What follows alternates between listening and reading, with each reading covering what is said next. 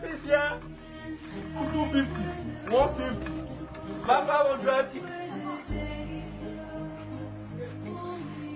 250.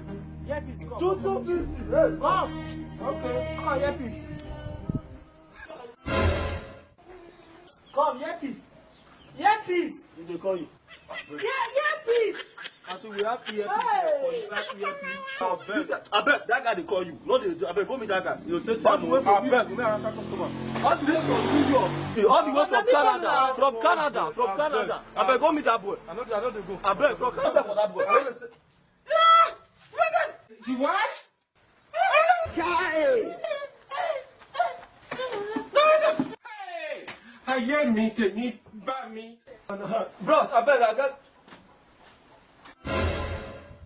Jesus is Lord. Ayele o ibosi o. Aye lori kodo.